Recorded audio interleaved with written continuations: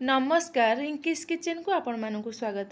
आज मु आपण मानकु एमिति प्रकार खिचड़ी करके देखैबी छोटरू बड़ समस्ते पसंद करिवे। तो चलंतु आ डेरी न करी स्टार्ट करिबा। पनीपरिबा आपणक पसंद अनुसार आपण नहीं पारंती। मु गोटे गाजर नेइथली, गोटे कांकड़, गोटे कदली आ गोटे बीटरू आकु मु भल से धोईकी छोट छोट शेप रे एमिति काटी देइची। गोटे कप चाउल नहीं आ गोटे कप जाई जाई मु तीन प्रकार नहीं।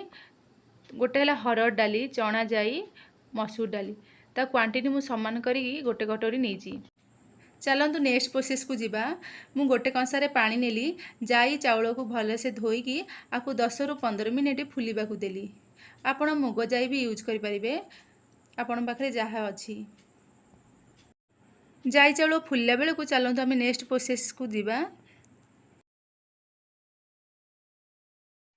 गैस रे मु प्रेसर कुकर बसैली। प्रेसर कुकर गरम हो गला पर एथिरे मु सोर्स तेल यूज कली। आपण गुआ घी भी यूज कर पारंती। तेल आमर गरम हो गला पर एथिरे मु गोटा मसला यूज कली।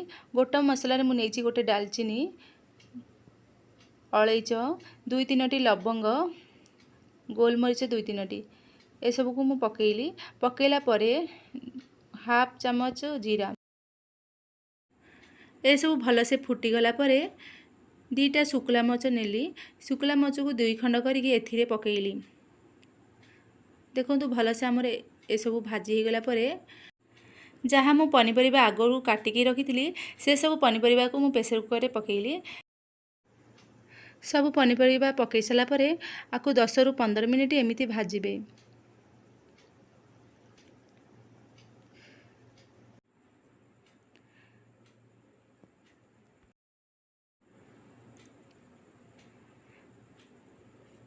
तापर गोटे चामच हलदी गुंड पकेइबे। हलदी गुंड पकई सारा परे आकु आउ थरे भाजिबे। एमिति आमर हलदी गुंड सबुरे मिसी गला पर्यंत भाजिबे। पनीपरिबार कंचा स्मेल गला पर्यंत एमिति भाजिबे। देखंतु आमर आर कलर चेंज हो गला पनीपरिबार। तापर तेजपत्र 2टा पकेइली। पकेला परे आउ थरे एमिति भाजी देली भल से।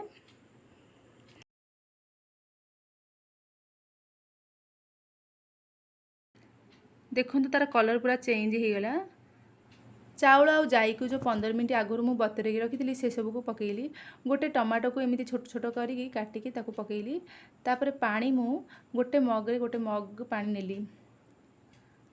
आपण ध्यान रखिबे जाई आ चाउल बुड़ी गला पर्यंत पानी नेबे। देखंतु जाई चाउल हमर बुड़ी गला। तापर टेस्ट अनुसार लूण पकेइली। लूण पकई सारा परे एमिति भल से घांटी नेली कारण आम लूण आमर सब पनीपरिबारे मिसी जिवो।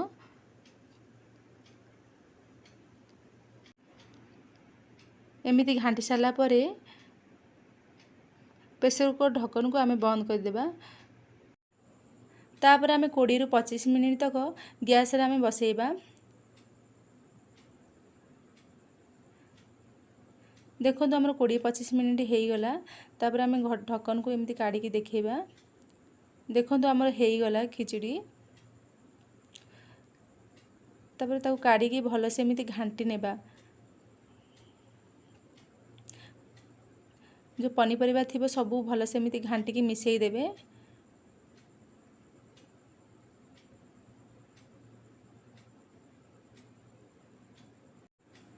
पूजा पर्व रे एमिति करिकी आपण भोग भी लगे पारिबे। ये जल्दी बनी जाई थाए।